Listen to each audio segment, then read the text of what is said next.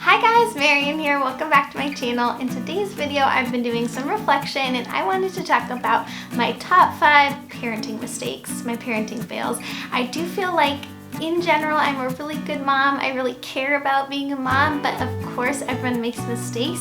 And I think that as you go through life as a parent, you can create these routines and patterns of behavior, and if you don't stop to analyze them every once in a while, you're gonna live with some regret later on. So in this time of quarantine where we have a lot of time to think, I've been spending a lot of time just like sitting and watching my boys play outside and stuff like that, and I've had some time to reflect, and I thought it'd be really interesting to share my parenting mistakes and fails with you guys because I'm sure they're relatable and maybe you have some to share with me and we can all kind of help each other out. So if you're new here, welcome. My name's Marian. I make videos about being a mom and being a Jewish mom. I would love it if you hit that red subscribe button down below.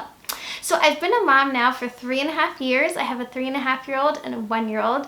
And sometimes it feels like I can't hardly remember life before motherhood because it's just so all-encompassing. But I think before I gave birth, all I thought about was the baby life. And I didn't really think about motherhood in like having a child, if that makes sense. Somebody with a personality and an opinion and all that. And as my 3.5-year-old has hit that stage, it's definitely made me reevaluate how I want to parent and what type of mom I want to be.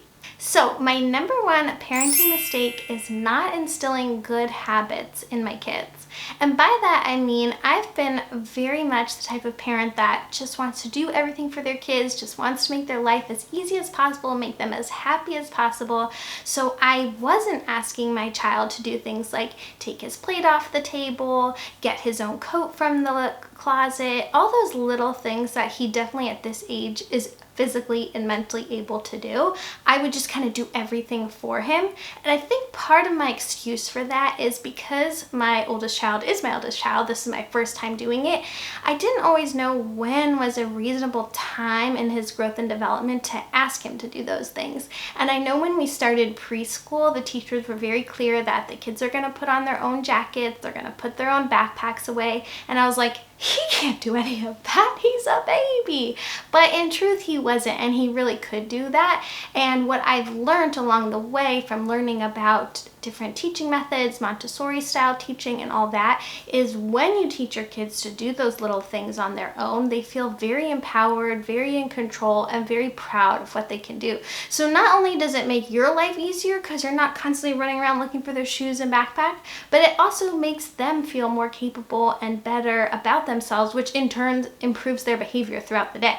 So I have definitely not fixed this 100%. I would say I've actually barely fixed this. I'm just not good at demanding or instilling or encouraging my kids to do these kinds of things because it's way easier to just do it myself. So that is a parenting mistake I'm still making, but at least I'm conscious of it and trying to make it better. So we've done a few little things. My older son will now take his plate off the table, and what I've started to figure out is with my younger son, who's just 1, I kind of do these things with him, but I talk about it as if he's doing it so that as he gets older, it'll be already a pattern of behavior. Wish me luck on that one. My second parenting mistake is not learning how to read the signs. So with a child, they always give you hints and clues about what they feel and what's wrong, but they're rarely able to expressly tell you what's wrong. So even little things like when your kid is hungry or thirsty or needs to go to the potty, they're not always able to say, I'm hungry. Sometimes they just get in a bad mood. And it's up to you as a parent to be this like mystery crime solver and figure out what's really going on. So sometimes my son will seem like he's bored with a toy and will be frustrated, but really he needs to go to the potty, but he doesn't want to take a break. And you know, I have to be the one to say, you know what, I have to think back in my head. He hasn't been to the bathroom in a few hours. He just had a lot of water. What's really going on here is he needs to go to the potty. So learning how to read those signs and to remember to do that is so helpful, especially with being thirsty and hungry. I can't tell you how many times I'm like seeing this bad behavior coming out and been so confused by it only to realize that actually I needed to give him a snack. So that is definitely something I am working on.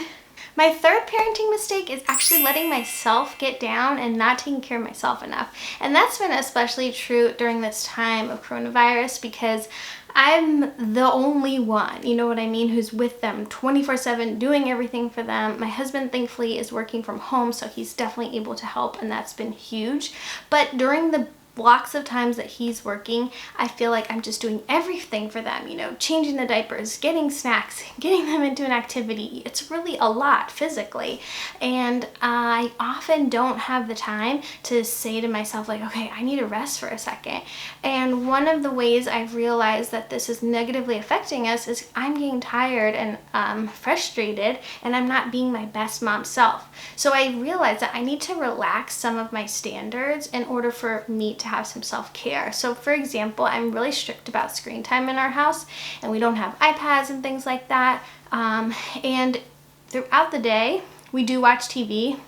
Whatever. I do let my kids watch TV. We have like a time of day that they watch, and I realized that if I added a second time of day where they could watch for another like half an hour, it would give me a chance to have a cup of coffee, like sort myself out, because during that first block, I was like doing dishes and working on my YouTube stuff, and it was like my working block, and I didn't have another chance in the day to relax. So at this time where I'm just home with them all the time and we don't have school and other options like family for childcare, I need to just, you know, give myself a break, let them watch for screen time for a little bit longer, and take care of myself. And then I'm a better mom throughout the day. My fourth mistake that I think I made is not being empowered in public. So I'm very much a people pleaser. I know this about myself, and I don't like to make things awkward. I will rarely, if ever, say something to a stranger if it's bothering me. And what I realized is that I am the voice of my child. I can't expect a 1-year-old or a 3-year-old to say, this person's making me uncomfortable, or this situation is making me uncomfortable. And I always kind of just smile and like, okay, we're just gonna get through this right now. And I really want to be the type of person that's going to stick up for them, make it awkward, do what needs to be done to fix the situation. So this is a really random example, but it's the one that comes to my mind. I was in the grocery store when my oldest son was still in the baby carrier. So he must have been about 1 or 1.5. And this woman kept coming up to me and telling me that his feet were cold because he wasn't wearing socks. And they might have been, but it was just not appropriate for her to come up to me. She was trying to touch his feet, and I was just awkward and nice. I was just like, okay, thank you, but she like kept coming up to us, and that memory just kind of like haunts me, because I just wish I had been like, you need to step back, please don't touch my child, you know, just been stronger about it. So I think feeling empowered because you know you're the one that has to take care of them, you know, is something that I'm working on. And my fifth parenting fail kind of leads back to my first one about not giving my kids jobs to do in terms of instilling good habits, and that is not giving them the chance to struggle. So I really feel like our job as parents is to build resilient kids, not to create an environment where they never have to struggle and they never have to go through any type of negative experience, because those negative experiences build their confidence, build their ability to survive things in life. And I found just from my own experience, like the kids I know that lived in the most sheltered, most comfortable way are finding adulthood the hardest, versus the kids that, you know, still were taken care of, like of course not in an abusive situation in any way, but you know, had to do things on their own, had to figure things out on their own. Those are the ones that are best able to tackle all the trials and tribulations of adulthood. So I'm really working on letting my kids feel things that they feel, letting them, especially at this time, like they miss their friends, things like that, instead of brushing that away or just making everything better and buying them new toys and distracting them, letting them feel that pain for a little bit and feeling those feelings and working through them and getting them to be stronger, more resilient kids. So those are my 5 parenting fails. Like I think I said at the beginning, I've made way more than 5, but those are just the big ones that come to mind that I really want to work on, pay attention to, and make better in my life. So I hope you guys liked this video. If you have any parenting fails you'd like to share, feel free to leave them in the comments, and I'll see you in the next one. Bye!